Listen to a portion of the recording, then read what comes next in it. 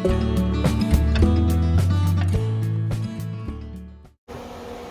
YouTube, this morning we've woke up and a little bit cold this morning.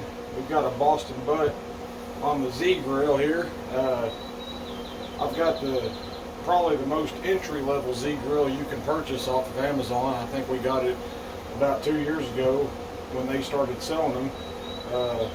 Shoot, I can't say enough about these little Z grills. I think currently this model, the equivalent model, is about $379. My family of 5, I think it's about 500 square inches of cook surface. It's got a rack. I've currently got it off right now, so this Boston butt will fit in there and have enough room. You are a little bit space restricted on these Z grills, but again, I can't say enough about it. 10-pound hopper, a little bit smaller than the competition size grills. Doesn't have as much space, but anyways, we've had a Boston butt in there smoking all night since about, I want to say about 2 o'clock this morning. I put it in, maybe 3, I'm not sure. But to start out, I took the Boston butt, smothered it in mustard, and on Tennessee Grilling and Smoking, I'll put a link to his. He's a good friend of mine. I've known him for a long time, but on his YouTube channel, he recommended this Sucklebusters pork and rib rub.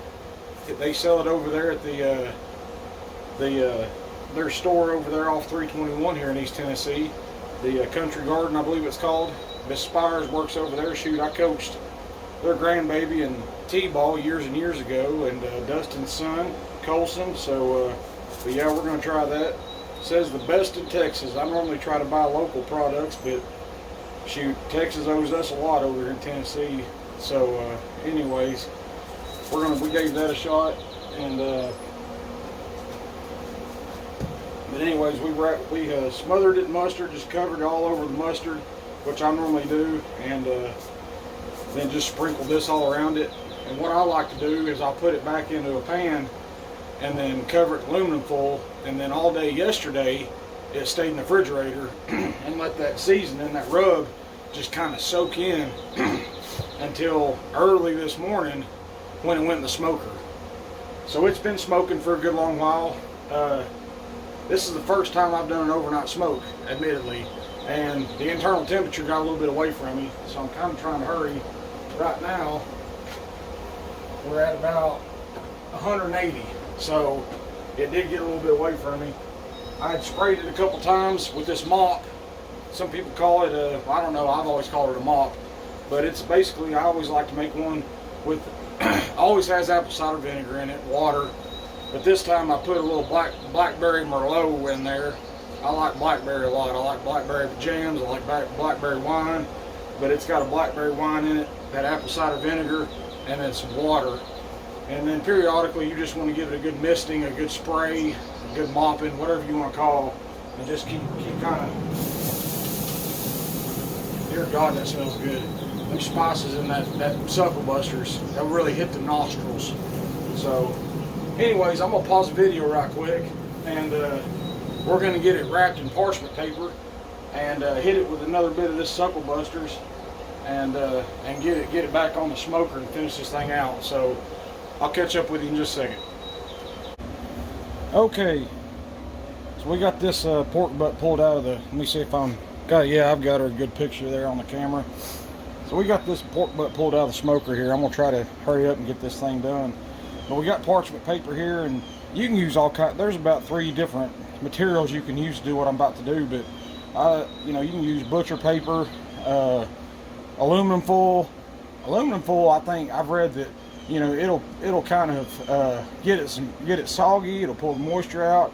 There's pros and cons to all 3 materials, but parchment paper I've always had real good luck with, because it's the porosity of it, the porosity, you know, I think really is beneficial to pulled pork.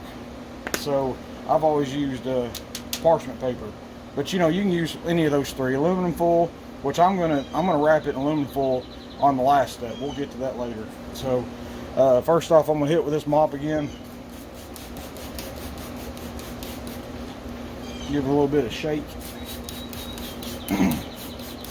I'm really going to try not to send this thing off the porch, because that'd ruin my day. Hit it with this Sucklebusters again.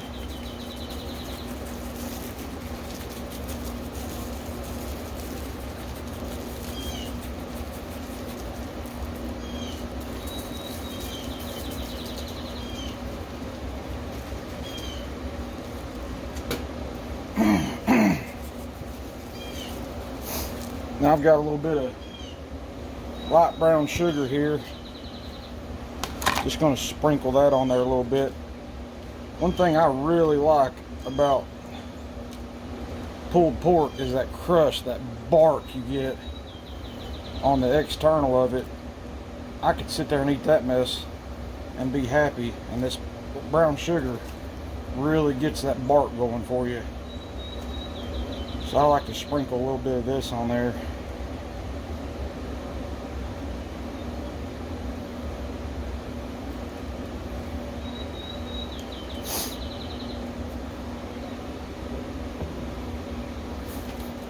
So that's that.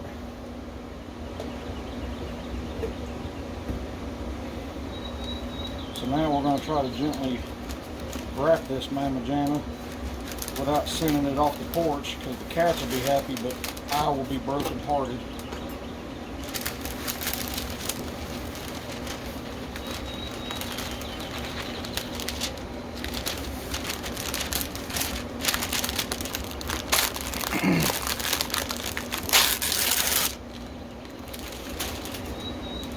And this thing, I mean, it don't got to be, you know, airtight, but you want to be kind of delicate, because at this point in the cook, it is basically falling apart.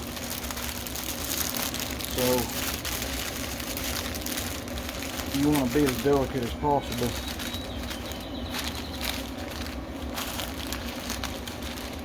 So I try to wrap it up and under that butt best I can.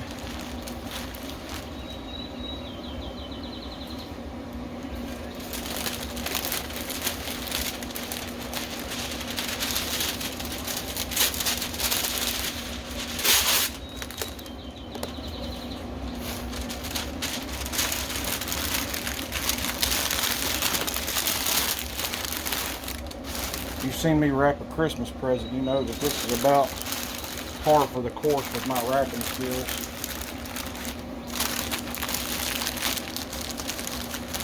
And that's that for the time being. We're going to put it back on the smoker, and we're looking for about 203 to 205, 210 is about the max we're wanting out of then to get this thing off the smoker.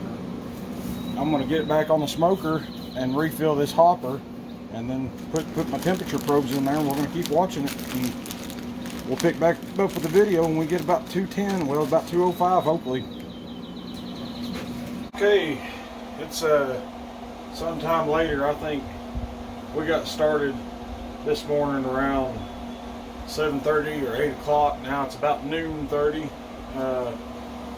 I've been poking and prodding with this thing for the last couple hours. Oh wow, if I'm lying, I'm dying, and I'm still breathing. We're at about, well, we're at 205 degrees Fahrenheit, and that's where we want to be. So like I was saying, I've been poking and prodding at it for a while, and where I've got a Maverick thermometer. It's a remote transmitting thermometer. It's not the goodest thing you can get, but it's good enough for me. It's got this remote receiver, and I like it because I'm a sissy. I've said that several times, and it's about 44 degrees Fahrenheit today, and I'm freezing to death, shaking like a little sissy man I am out here in the cold. But I can be inside and look at this thing and monitor it. But anyways, one thing I noticed is when I had the probe in that pork butt, and the temperature I had earlier was at a depth that wasn't very internal, centralized to that meat. So, you know, I may have wrapped it in that parchment paper a little earlier than I should have, but anyways, it's not going to hurt anything. But I moved it about a half an hour ago, and we were at about 190, 192, 193 degrees Fahrenheit. And so I moved that probe there, and we just hit 205 degrees. So we're going to go ahead and pull it off the smoker and wrap it in aluminum foil, and put it in a cooler. So I'm going to go ahead and get my Brinkmann sissy mittens on, and we're going to pull it off the smoker here. Another thing I noticed about this little Z grill that I wished I'd noticed at 3 o'clock this morning, I had that pork butt this way, and I've since turned it this way because I've got a hot spot here, and this side of the pork butt was about 5 to 10 degrees cooler than this side. So I wished I'd known that this side over here cooks a lot evenly and a little bit warmer. But anyways, you live and you learn. So I'm going to go ahead and start the shutdown process on this. Pull that probe out. Be real gentle as I can, because this thing's probably going to start falling apart. Start dripping everywhere.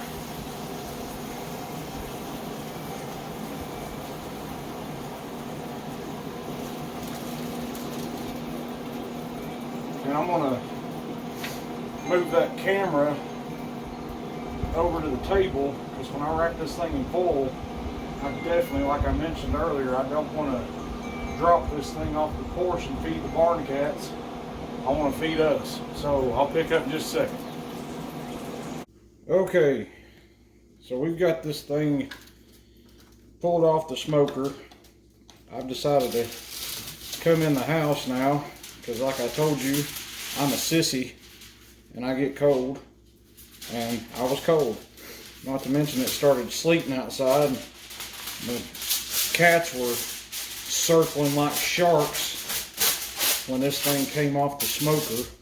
So we decided to move in here and get this thing double wrapped in aluminum foil. So we're going to do the grand reveal now and see what this thing looks like. By God, it smells good, don't it, boy? Hopefully it don't fall apart on us and we can get it wrapped. Goodness. That thing is beautiful.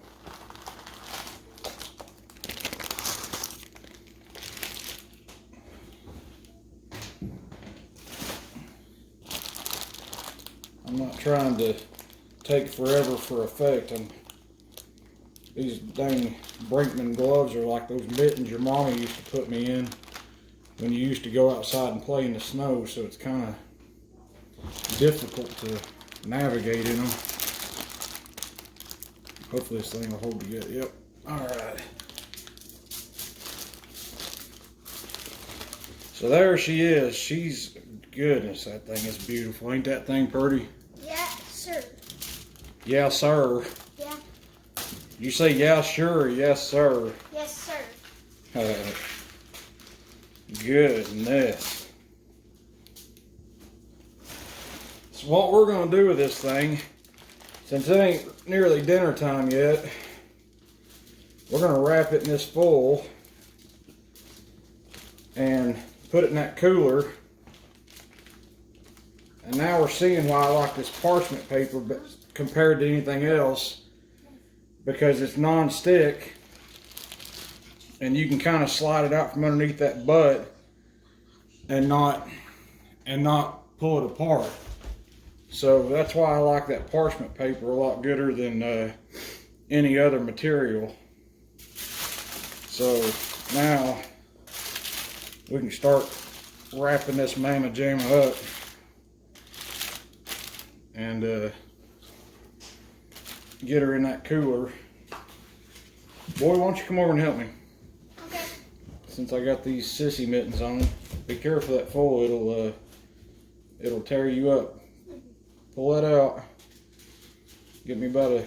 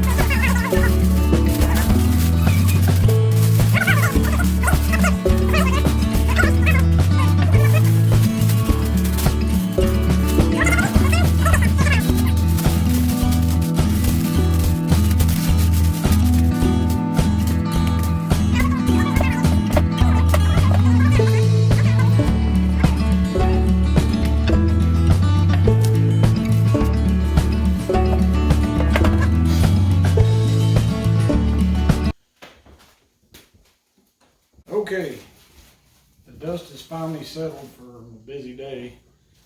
I'm gonna take this thing out of the cooler now and see what we're looking like. This thing's still warm. It's probably been in there, I want to say probably 2 hours or better. Really excited to give this thing a try. Haven't even been sneaking any taste yet. Dear Lord, I wish y'all could smell what I'm smelling right now off of this silk butt.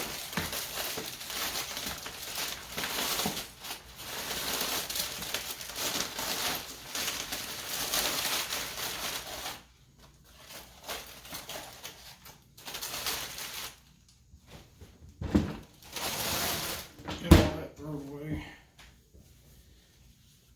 Get this bone separated. She pulled right out. Little Wolverine claws are real handy when you're separating pulled pork. These things, I think I got them at Bed Bath & Beyond or probably Home Depot or somewhere like that. But these little separating claws, Wolverine claws, are real handy when it comes to pulling pork. Good Lord. That's good right there. That Sucklebusters has got a really good flavor. Let's try. I think it's still super warm. My goodness. That right there make you want to smack your mama right in the mouth.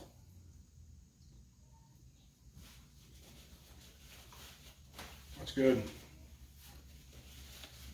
I'll put a link to this Sucklebusters on the description. If you guys are in East Tennessee, I highly recommend you drive out 321 and see the spires is over at the Country Garden, the Bait Shack's what it's also called. They're really good people. They've got a lot of irons in the fires as far as the Bait Shack, the Country Garden. Dustin them's got an axe throwing house over in West Town Mall, Knox Axe House. I recommend you go see them. My wife and I have tried that out. It's a lot of fun. So he's got a really good, you know, I just dabble in barbecue from time to time, but he's got a really good barbecue, you know, smoking channel. So East Tennessee Smoking and Grilling. I'm not sure if that's exactly the name of it, but I'm definitely going to put a link to his channel in the description. You know, I'm a semi-pro. He's a professional. So, but anyways, this is just how, you know, I give it a shot, how I like to do my pulled pork.